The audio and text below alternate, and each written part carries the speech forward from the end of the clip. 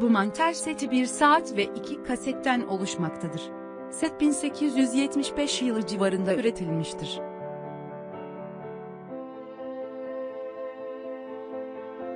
Her bir parça yaldızlı ve gümüşlü bronz ile boyalı minelerin incelikli bir kombinasyonuna sahiptir.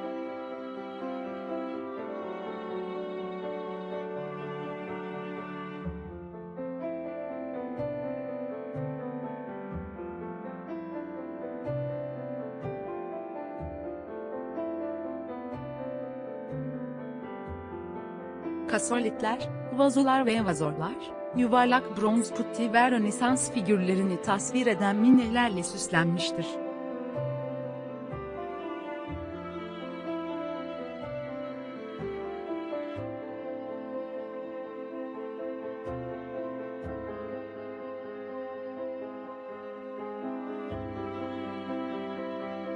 Saat, Rönesans tarzını çağrıştıran mimari bir forma sahiptir.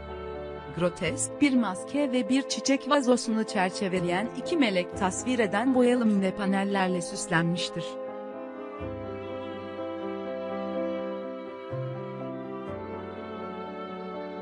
Paul Sawyer 19. yüzyılın en önemli minicilerinden biriydi.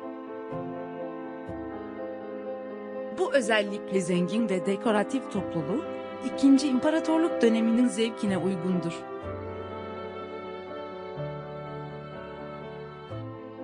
Saatin 1875 tarihli bir benzerimsi D'Orsay'da bulunmaktadır.